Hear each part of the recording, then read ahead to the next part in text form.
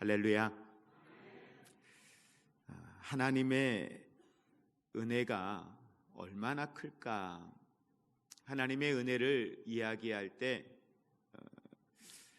어떤 이는 하나님의 은혜는, 하나님의 사랑은 하늘을 두루마리 삼고 바다를 먹물 삼아도 다 기록할 수 없는 것이다, 이렇게 이야기하시는 분이 계시죠. 또 하나님의 은혜에 대하여 이야기하면 밤을 새고 이야기해도 다 할 수 없습니다 라고 하나님의 은혜를 이야기하시는 분들도 있습니다. 여러분은 하나님의 은혜가 어떻다고 생각합니까? 적어도 여러분이 삶의 현장에서 여러분들이 경험한 하나님의 은혜가 어떻다라고 여러분들은 이야기하실 수 있겠어요? 사람들의 우리에게 하나님의 은혜가 뭡니까? 당신이 받은 하나님의 은혜를 나에게 이야기해 보시겠습니까? 라고 이야기하면 하나님의 그 은혜가 얼마나 큰지, 그 능력이 얼마나 큰지를 우리에게 누군가가 묻는다면 여러분들은 묻는 그들을 향하여서 하나님의 은혜에 대하여 어떻게 여러분들은 설명하실 수 있겠어요? 우리가 경험했던 것들을 우리는 이야기할 수 있겠죠. 또 우리가 들었던 것들도 이야기할 수 있겠죠. 그런데 중요한 건 내가 경험하고 내가 알고 내가 들었던 것보다 하나님의 은혜는 훨씬 크다는 거예요.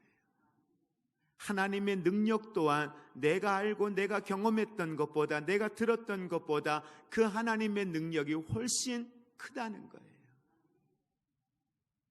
중요한 건 그 크신 하나님의 사랑을, 그 크신 하나님의 은혜를 내가 얼마나 많이 알고 있느냐, 또 그 은혜 안에 얼마나 내가 살아가고 있느냐는 대단히 우리에게 중요한 질문이 되어집니다.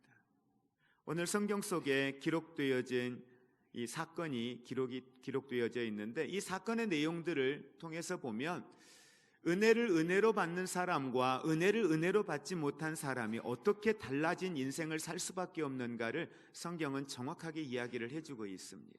우리가 지지난주에 12월 마지막 제주에 사무엘하 9장에 있는 내용을 보면서 사무엘하 9장에 있는 내용에 어떤 내용이 나오죠? 다윗이 사울의 후손을 찾아요. 사울의 후손을 찾는데 그 후손 가운데 누구를 찾습니까? 누구를 만나게 돼요? 요나단의 아들인 무비보셋을 만나게 됩니다. 자, 다윗이 이 요나단의 아들 무비보셋이 어디에 있는지를 알고 사람을 보내어서 청하여 요나단을 무비보셋을 왕궁으로 불러들이죠. 자, 그때 여러분 무비보셋의 반응을 한번 보시기 바랍니다. 일반적인 우리가 통념적인 상황으로 보았을 때 무비보셋이 사람들로부터 소리를 들었어요. 다윗 왕이 너를 찾습니다. 그러니 빨리 갑시다. 그랬을 때 무비보셋의 마음이 어땠을까요? 이후에 있을 것에 대해서는 생각하지 못해요. 다만 추측컨대 나는 죽었구나. 왜? 내 신분이 어떤 신분이에요? 사울 왕의 손자예요. 그렇죠? 다윗을 그토록 미워하고 다윗을 죽이고 싶어 했던 사울 왕의 손자란 말이에요. 그리고 왕가의 후손이에요. 그러면 나중에 다윗에게 있어서는 대단히 큰 잘못된 씨앗이 될 수가 있는 거죠. 그 씨를, 그 싹을 잘라내기 위함이 아닐까, 이제 난 죽었구나 라고 얼마든지 생각할 수가 있었을 거예요. 그런데 무비보셋은 그렇게 자기를 부른다라고 하는 이야기를 들었을 때 그는 다윗 앞에 나아갔습니다. 자, 오늘 본문 말씀 10장에 있는 내용은 어떤 내용이에요? 한운이라고 하는 사람이 등장을 합니다. 이 한운은 누구예요? 암몬 땅의 나하스라고 하는 왕의 아들입니다. 그런데 이 암몬 땅의 나하스가 이제 죽음을 맞이하고 죽게 되었어요. 죽게 되니까 이 소식이 이스라엘의 다윗 왕에게 들려왔고, 다윗 왕이 오늘 성경 10장 2절에 보니까 무슨 이유인지는 기록이 되어 있지 않아요. 성경 어느 곳도 이 나하스 왕에게 다윗이 어떠한 은혜를 받았고 어떠한 긍휼을 받았는지에 대하여서는 기록되어 있지는 않아요. 근데 중요한 건 다윗도 그러하고 나하스 왕의 신하들도 그러하고 분명히 다윗이 이 나하스 왕에게 대단히 큰 은혜를 받았다라고 하는 사실, 큰 긍휼, 도움을 받았다라고 하는 사실은 분명한 것 같아요. 그래서 다윗은 사람들을 보내어서 어떻게 하면 내가 나하스에게 받은 이 도움을 저 아들 한운과 저 암몬 땅에 내가 줄 수 있을까? 그래서 사람들을 보내어서 이제 조문을 하게 하죠. 조문을 하게 하기 위해서 다윗의 신하들을 이 암몬 땅에 보내는 장면이 1절과 2절에 나와요. 그리고 그들이 이제 암몬 땅에 들어갔습니다. 들어갔는데 중요한 건 이 암몬 땅에 있는 신하들이, 다윗의 신하들이 들어왔을 때에 어떻게 이야기를 합니까? 염탐꾼으로 생각하는 거예요. 한운 왕에게 이렇게 이제 고하는 거죠. 자, 우리 3절에 있는 말씀 같이 읽겠습니다. 암몬 자손의 관리들이 그들의 주 한운에게 말하되 왕은 다윗이 조객을 당신에게 보낸 것이 왕의 아버지를 공경함인 줄로 여기시나이까? 다윗이 그의 신하들을 당신에게 보내 이 성을 엿보고 탐지하여 함락시키고자 함이 아니니까. 다윗은 지금 어떤 마음으로 보냈어요? 조문하는 거예요. 그리고 그들에게 어떻게 하면 좀 더 내가 은혜를 갚을 수 있을까, 도움을 줄 수 있을까, 이런 마음으로 지금 사절단을 보낸 거거든요. 그런데 이 한운과 함께하고 있는 그 신하들이 뭐라고 이야기해요? 한운에게 속지 마십시오. 왕이 당신의 아버지가 죽은 틈을 타서 이 혼란한 시대 속에 있는 이 암몬 땅을 어떻게 하면 저희 이스라엘이 우리를 삼킬 수 있을까? 그래서 사람들을 보내어서 이 사절단이라는 이름으로 보내어서 이 땅을 탐지하기 위한 것입니다. 이렇게 이야기하는 거예요. 그런데 이제 더 안타까운 건 뭐냐면 사람들이 그렇게 이야기할지라도 이 한운이 바른 리더십을 가지고 있었다면 그렇게 선택하지 않았을 거예요. 근데 4절에 한번 보시기 바랍니다. 이에 이제 신하들이 하는 말을 들었어요. 듣고 나서 뭐라고 이야기해요? 한운이 다윗의 신하들을 잡아오게 해요. 그러니까 뭐예요? 지금 그 말을 받아들인 거예요. 그래, 너희들 말 듣고 보니까 정말 그러네. 그리고는 그걸 받아들이고 다윗의 신하들을 자기 앞으로 잡아오게 해서 상상할 수 없는 일을 지금 이 한운이 벌이는 거예요. 자, 4절 같이 읽겠습니다.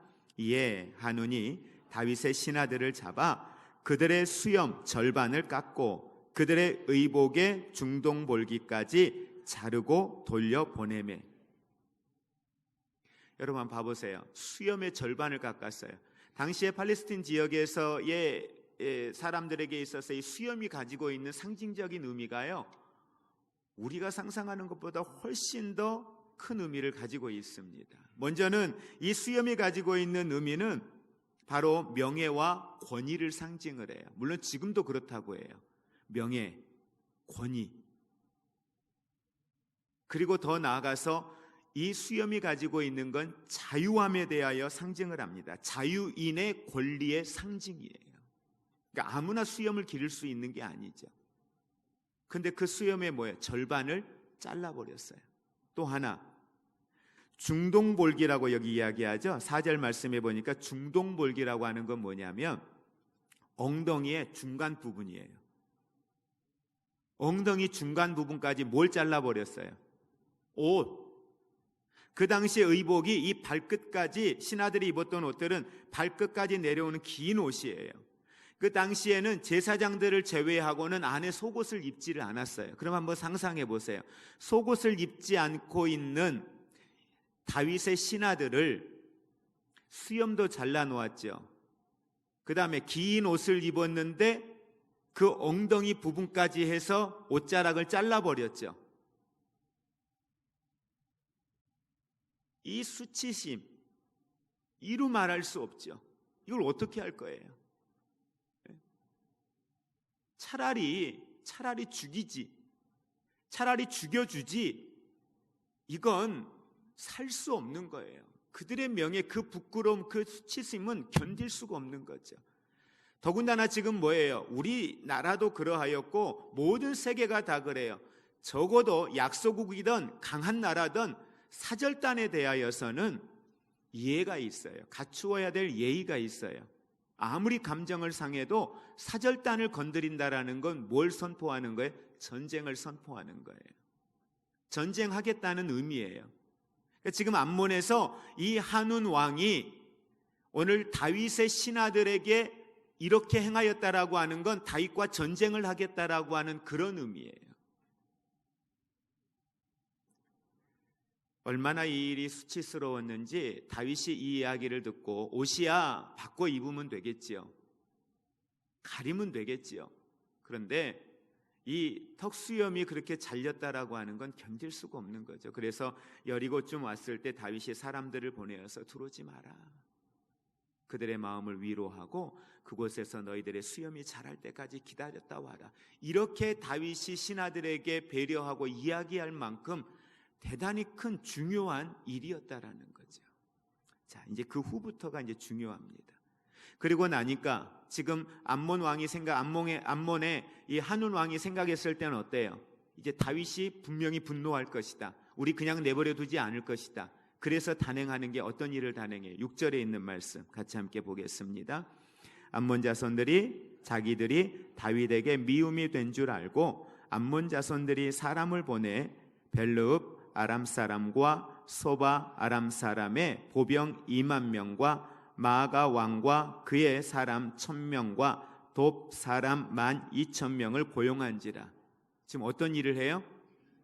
자기네 힘으로는 안 된다는 걸 알아요. 그러니까 3만이 넘는 군사를 용병을 어때요?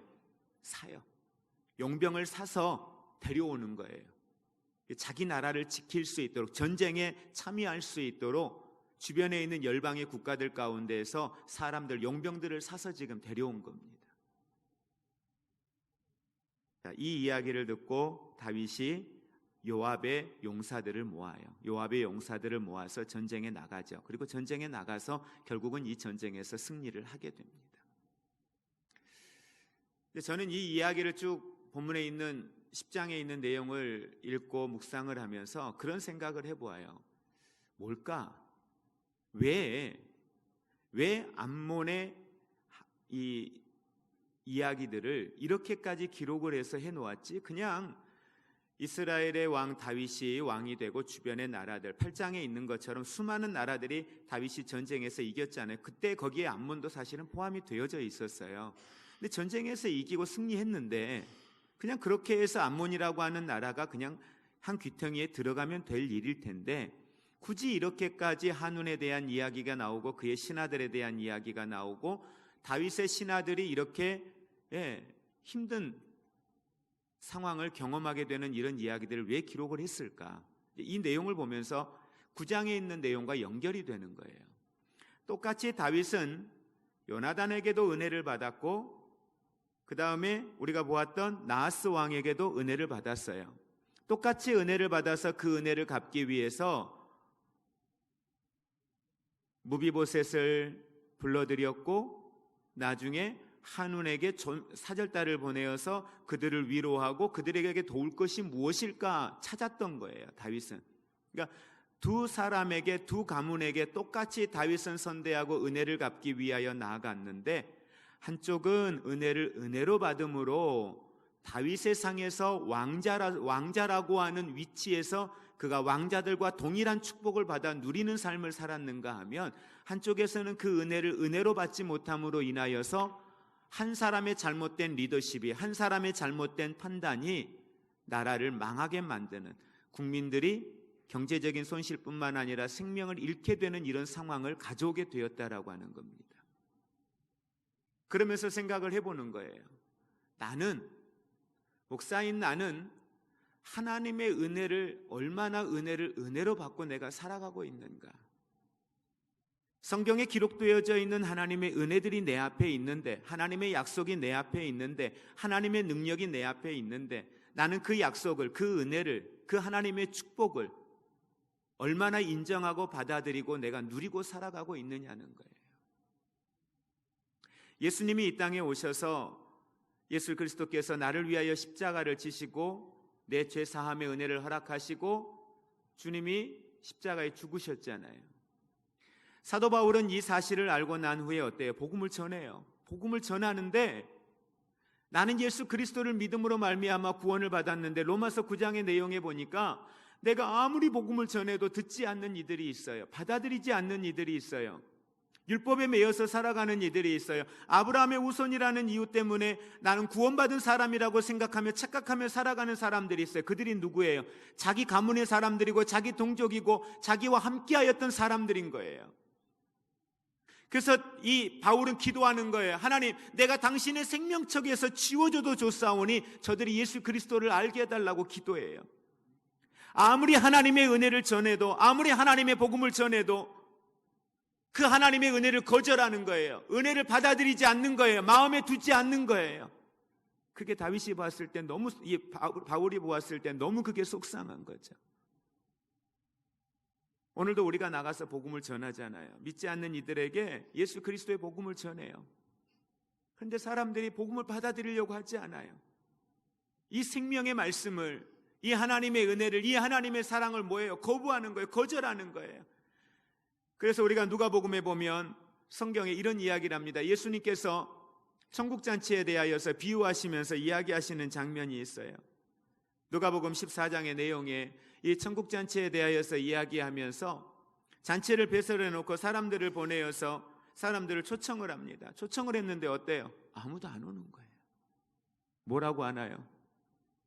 집을 샀고요, 소를 샀고요, 장가도 가야 하고요. 그냥 일상적인 거예요. 직장도 가야 되고요, 뭣도 해야 되고요. 이 주인이 화가 났어요. 화가 나서 사람들을 보내어서 누구를 초청해요? 사회적으로 소외되어져 있는 사람들, 저 뒷골목에 숨어서 지내고 있는 사람들, 사람들이 기억하고 있지 못하는 사람들, 장애인이나 고아나 과부나 아이들이나 그런 소외되어져 있는 이들을 향하여 그들을 강권하여 데려오라고 이야기를 합니다. 은혜를 은혜로 받아들이지 못하는 이들이죠. 그런데 그 안에 더 큰 은혜는 뭐냐면 우리를 강권하시는 거예요. 성령을 통하여 우리를 강권하여 내 안에 내가 거절하고 있는 복음에 대하여, 내가 거절하고 있는 하나님의 사랑에 대하여 깨달아지고 믿어지는 은혜를 내게 주시어서 저와 여러분들을 이 자리에 세워주신 줄로 믿습니다. 그런데 지금도 수많은 사람들은 이 하나님의 사랑을 거부하는 거죠. 난 바빠요, 나 힘들어요, 나 시간 없어요, 어디 가야 하고요. 그런데 이제 더 안타까운 건 뭐냐면 믿지 않는 사람들은 모르니까 그런다고 해요. 믿지 않는 사람들은 그 사랑을 경험하지 못했으니까 그런다고 해요. 그런데 예수 그리스도 안에 예수의 생명이 있고 구원의 은혜가 있어서 하나님의 자녀된 우리들, 믿지 않는 사람들이 아닌 믿음 안에 있는 우리들이 이 하나님의 은혜를 거절하며 살아간다는 거예요. 이 하나님의 은혜가 내 앞에 있음에도 불구하고 이 은혜를 은혜로 여기지 않고 살아간다는 거예요. 예수의 생명이 우리 안에 있는 줄로 믿으시기 바랍니다. 예수의 생명이 내 안에 있다는 건 그분이 내 안에 계시는 것이요, 그분이 내 안에 계신다는 건 그분의 능력이 내 안에 있는 것이요, 그분의 생명이 내 안에 있는 거잖아요. 그분의 약속이 내 안에 있는 거잖아요.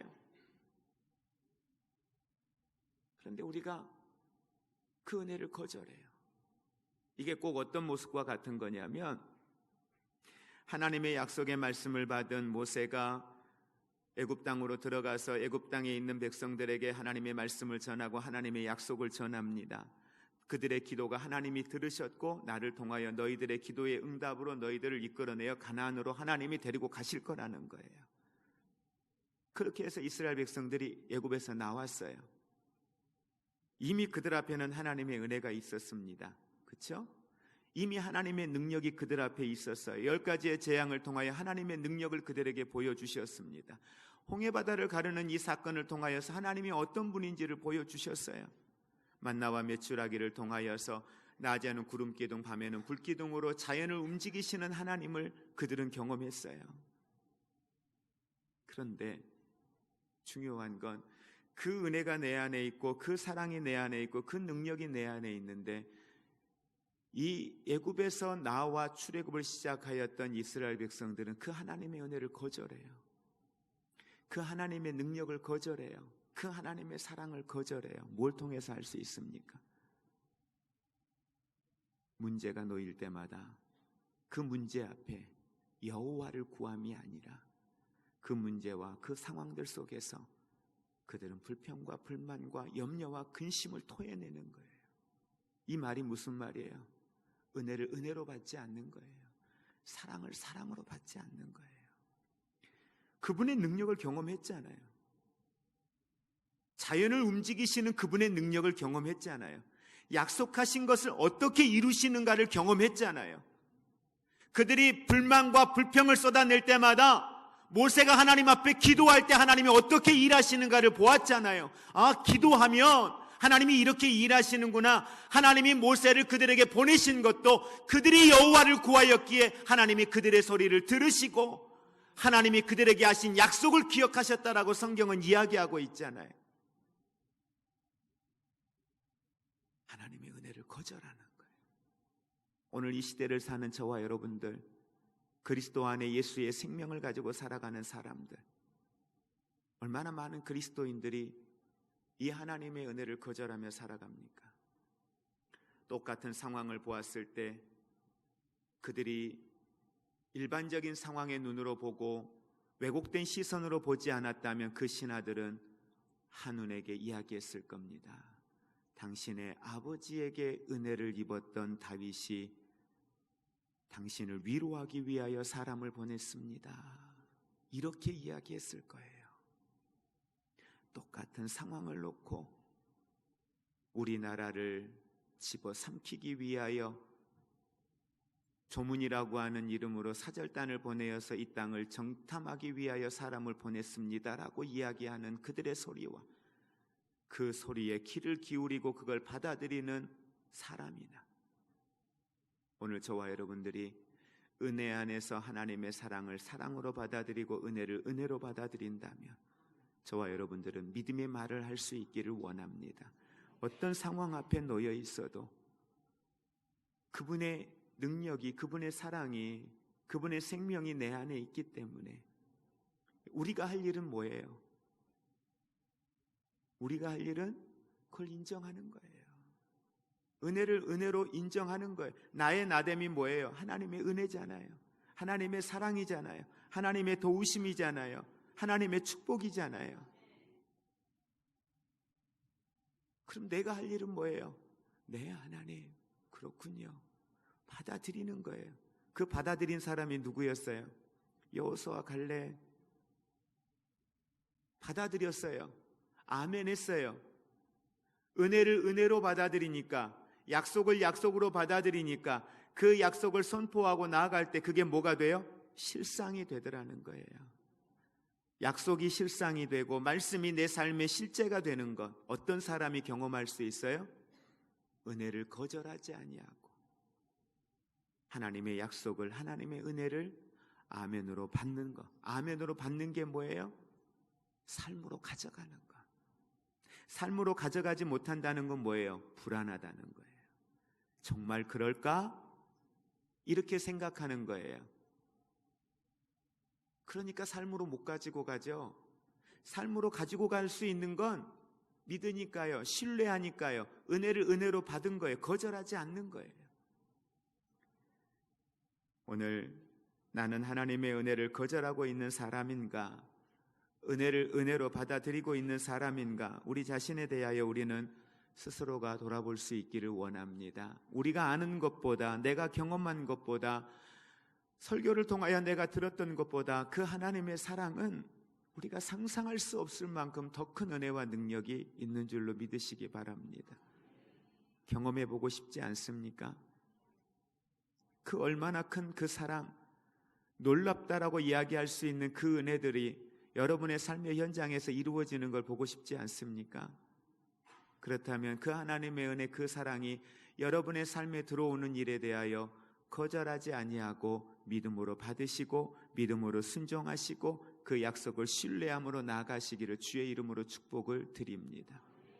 여러분이 여는 만큼, 여러분이 그 하나님을 인정하는 만큼 그 은혜의 실상을, 그분의 능력의 실상을, 그분의 사랑의 실제를 여러분들이 더 크게 경험하게 될 줄로 믿습니다. 오늘 하나님의 은혜를 거절했던 암몬, 그 거절함이 어떠한 화로 그들에게 미치게 되었는가? 그게 9절 이하부터 마지막 절까지 나와 있습니다.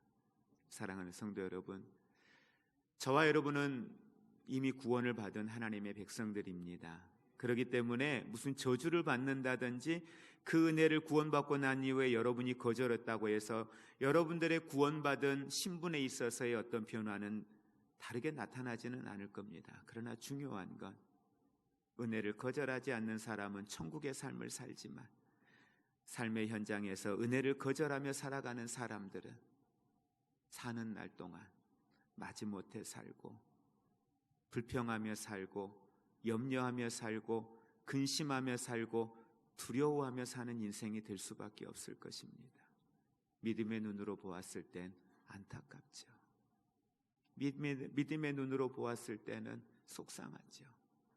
천국잔치에 초청했을 때 그들이 그곳에 들어가면 집을 사는 것보다, 소를 사는 것보다, 장가가는 것보다 더 큰 행복이 있고 더 큰 누림이 있고 더 큰 축복이 그 안에 있을 텐데 우선순위가 바뀐 거죠. 주님은 계속 우리를 향하여 녹화하십니다. 말씀을 통하여 나 거절하지 마. 나 거절하지 말고 너희가 믿기만 해. 나를 받아들이고 너희 안에서 너희 안에 있는 나를 인정하고 너희 안에 있는 나의 능력을 신뢰하고 내가 너희를 향한 내 은혜에 대하여 너희가 거절하지 않았으면 좋겠어. 끊임없이 주님은 우리에게 녹화하고 계십니다. 그리고 우리에게 말씀을 통하여 계속해서 말씀하고 계십니다. 여러분, 이 은혜 안에 저와 여러분이 있기를 원합니다.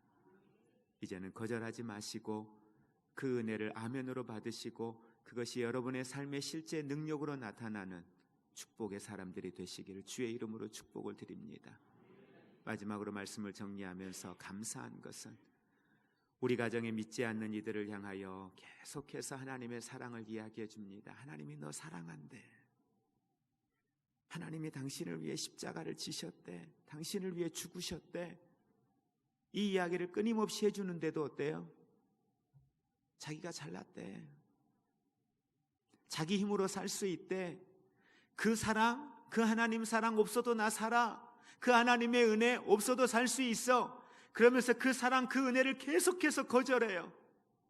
그럼에도 감사한 건 그렇게 거절하는 그들을 향하여 하나님은 우리에게 그래도 다시 가서 전하래요. 다시 가서 복음을 전하래요. 다시 가서 그들에게 하나님의 사랑을 이야기해 주래요. 다시 가서 하나님의 은혜를 이야기해 주래요. 이 하나님의 사랑을 여러분들은 버티다 거절하다가 어느 순간 그 거절했던 사랑을 받아들이고 이 자리에 계신 거잖아요. 이게 하나님의 은혜예요. 그렇게 거절하는데도 좋대요. 그렇게 거절하는데도 포기하지 않으시고 계속 가서 우리에게 사랑을 전하래요. 누구의 사랑이에요? 하나님의 사랑. 우리가 복음의 전도자가 되어야 하는 건 우리의 감정이 아니라 그분이, 그 하나님이 포기하지 않는 사랑, 그 하나님이 포기하지 않는 은혜로 지금도 우리의 마음을 놓고 해서 복음 전하라고 하시니 이 사랑이, 이 은혜가 얼마나 크냐는 거예요. 이제 먼저는 우리가 이 은혜 안에서 은혜를 거절하지 않는 삶을 살기를 원합니다. 더 나아가 이 은혜가 지금도 그리스도를 알지 못하는 사람들을 향하여 계속해서 하나님이 녹화하고 계시는 하나님의 사랑, 하나님의 은혜가 지금도 있음을 우리가 기억하고 우리가 이 십자가의 사랑, 이 십자가의 은혜를 전하는 전달자의 삶을 더욱더 믿음으로 잘 감당하시기를 주의 이름으로 축복을 드립니다. 이제는 우리 주 예수 그리스도의 은혜와 하나님 아버지의 사랑하심과 성령님의 교통하심이 하나님의 은혜가 내 안에 있습니다. 하나님의 사랑이 내 안에 있습니다. 하나님의 능력이 내 안에 있습니다. 이 놀라운 하나님의 손길을 이제는 거절하지 아니하고 그 은혜 안에, 그 사랑 안에, 그 능력 안에 이제는 우리가 믿음으로 살아가겠습니다. 아멘으로 살아가겠습니다. 나아가는 사랑하는 성도들과 저들의 가정 위에 이제로부터 영원토록 함께 있을지어다. 아멘.